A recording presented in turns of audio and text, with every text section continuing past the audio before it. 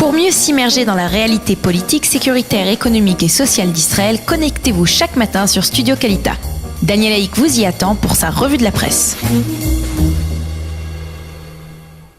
Effectivement, il est 8h13 et c'est déjà l'heure de la revue de la presse israélienne, la presse des médias et des sites d'information. Ce matin, une revue devancée en raison de notre invité avec lequel, comme je vous le disais tout à l'heure, nous allons débattre de plusieurs informations, plusieurs développements importants qui se sont produits cette semaine, en particulier la disparition du grand rabbin Josie Eisenberg, la disparition du Rav Aaron Lev Steinman et également la fête de Hanouka. Nous en parlerons donc avec notre invité qui est le Rav Raphaël Saline qui doit arriver dans notre studio dans quelques minutes. Mais auparavant donc les grands titres qui font l'information ce matin dans la presse et les médias, les quotidiens et les sites d'information nous indiquent que c'est aujourd'hui vendredi que le Premier ministre sera interrogé pour la 7e fois dans les enquêtes judiciaires le concernant. C'est d'ailleurs, il faut le préciser, le département des informations des Hadashot de la chaîne 12 et de la chaîne 13 qui a révélé donc cette information. Il s'agit de l'enquête sur le dossier 1000 des cadeaux reçus par les amis milliardaires du Premier ministre et du dossier 2000 se rapportant en conversation de M. Netanyahou avec le patron du Yediot Aharonot, Nuni Moses. Selon les estimations de la police, eh bien, ce 7e interrogatoire devrait être le dernier avant la conclusion des enquêtes et la publication, encore autorisée par la police, des recommandations au parquet. Et toujours selon les estimations de la police, celle-ci devrait recommander au conseiller juridique du gouvernement d'inculper Binyamin Netanyahou de fraude et d'abus de confiance. Et puisque nous parlons d'enquête, sachez que le Yediot Aharonot indique ce matin que l'ami est celui qui est apparemment l'homme de confiance sous l'éminence grise de David Bitan, le président de la coalition gouvernementale et le député Likoud dans l'affaire de corruption immobilière à la mairie de Rishon LeZion.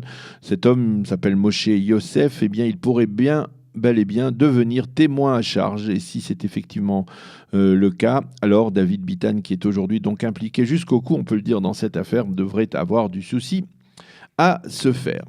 Les journaux et les sites d'information se font largement l'écho ce matin de la tension qui règne encore dans les localités du pourtour de la bande de Gaza, de crainte de nouveaux tirs de roquettes de la part des mouvements terroristes à Gaza. Au sein des forces de sécurité israéliennes, on constate en effet une augmentation sensible du nombre de roquettes tirées en direction du territoire israélien au cours des derniers jours et les ripostes très fermes de Tsahal n'ont pas eu jusqu'à présent l'effet escompté.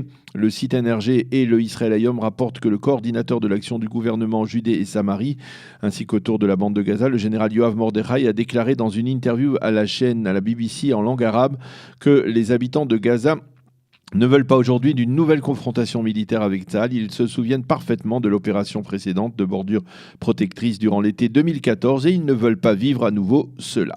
Fin de citation. Et pourtant, les journaux insistent sur les menaces très fermes du chef du Hamas, Ismail Haniyeh, qui a appelé hier, lors d'un rassemblement, du grand rassemblement à Gaza pour célébrer le 30e anniversaire de la création du mouvement terroriste, à une nouvelle journée de la colère. Il a parlé désormais d'organiser chaque vendredi un vendredi de la colère pour protester contre la décision de Donald Trump de reconnaître Jérusalem comme capitale de l'État d'Israël. Et en marge de cette tension autour de Gaza, les journaux et les quotidiens se demandent comment se déroulera cette nouvelle journée de la colère dans Jérusalem et en Judée et Samarie, en particulier à la sortie des prières.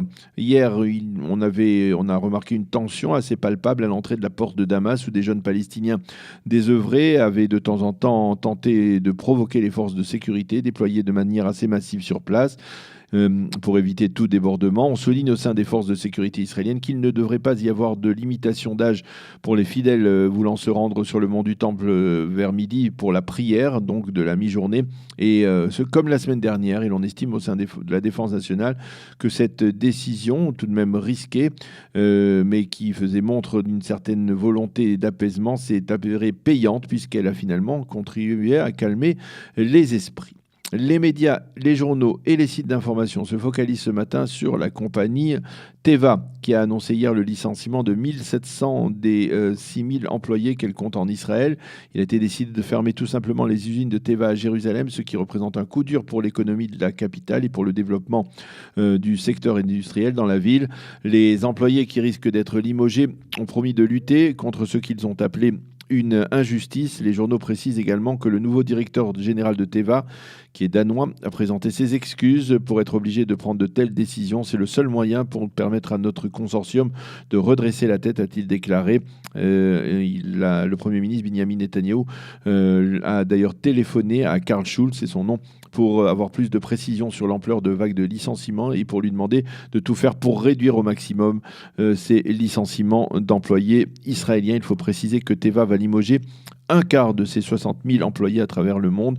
Et le Yediot Aharonot revient ce matin encore sur ce que l'opinion publique comprend et déplore. Ce sont en particulier les salaires mirobolants des patrons de Teva qui se chiffrent en millions de dollars, parfois dizaines de millions de dollars, et qui suscitent la colère des employés et de l'opinion publique en Israël. Rappelons qu'une grève générale de protestation contre le limogeage de ces employés de Teva se tiendra dimanche matin pendant 4 heures sur l'ensemble du territoire israélien.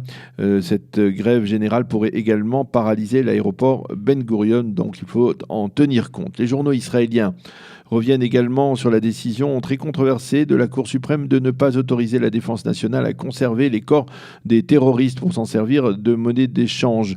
Il ne s'agit pour l'instant que d'une recommandation, mais qui pourrait devenir une décision plus ferme et qui, selon certains observateurs, prouve l'incapacité des juges de la Cour suprême à se mettre, par exemple, à la place des familles d'Oron Shaul et d'Adar Goldin et de tenir compte de leurs désirs prioritaires de trancher dans un dossier aussi délicat et émotionnel uniquement en fonction des droits de l'homme et non en fonction du bon sens, qui considère que dans un monde brutal et dans un environnement de terrorisme et de violence, eh bien, sans le moindre scrupule, faire montre d'humanisme est perçu souvent comme une marque de faiblesse. Ce sont certains observateurs qui mentionnent donc ainsi leur réaction à cette recommandation de la Cour suprême annoncée hier. Selon le Maariv, et nous changeons de sujet, le président de l'État, Reuven Rivlin, pourrait décider d'amnistier Elor Azaria, et ce, dans le cadre des festivités du 70e anniversaire de l'État d'Israël, c'est-à-dire dans environ 5 mois. Jusqu'à présent, le président Rivlin, on s'en souvient, avait rejeté les pressions de la famille et des amis d'Azaria. Il avait estimé que la remise de peine décrétée par le chef d'état-major de Tsahal de 18 à 14 mois suffisait pour l'instant. Dans les suppléments de Shabbat des quotidiens israéliens, plusieurs sujets dont nous avons parlé cette semaine. Dans le Makor Rishon, l'ambassadeur des États-Unis en Israël, David Friedman, affirme dans un entretien que le président Trump a pris seul sa décision de reconnaître Jérusalem comme capitale de l'État d'Israël et qu'il n'a rien exigé d'Israël en contrepartie. Et David Friedman d'affirmer qu'après avoir fait cette annonce, le président ne la modifiera pas sous telle ou telle menace. D'ailleurs, le Makor Rishon consacre pour sa part plusieurs pages de son supplément de ce Shabbat au décès du Rav Aaron Lev Steinman, à sa personnalité, à l'avenir du judaïsme orthodoxe après son départ. Yossi Elitouf, qui est lui-même un journaliste orthodoxe, écrit ce matin dans le Makor Rishon que les deux prénoms du Rav Steinman, Aaron et Yehuda, reflètent bien son leadership spirituel. Comme Aaron, c'est le grand prêtre, c'était un homme de paix, et comme Yehuda, c'était un fonceur, un combattant pour l'intégrité du judaïsme. Pour ce qui est de l'avenir, il sera intéressant de voir comment son successeur, le Rav Gershon Edelstein, parviendra à s'imposer à 94 ans et comment la faction de Yerushalayim, plus radicale, celle du Rav Shmuel Auerbach, se positionnera désormais et si son positionnement restera toujours relativement marginal dans la société orthodoxe.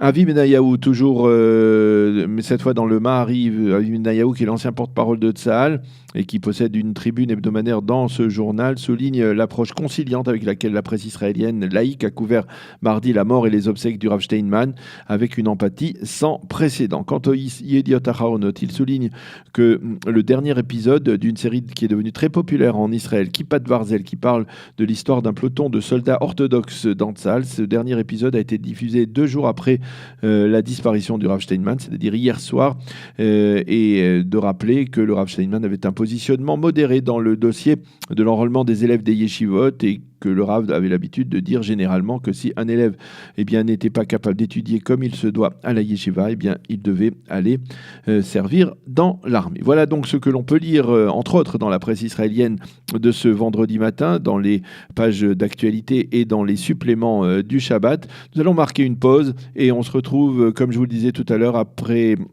dans quelques minutes avec notre invité qui est le Rav Raphaël Sadin. Pour mieux s'immerger dans la réalité politique, sécuritaire, économique et sociale d'Israël, connectez-vous chaque matin sur Studio Kalita. Daniel Haïk vous y attend pour sa revue de la presse.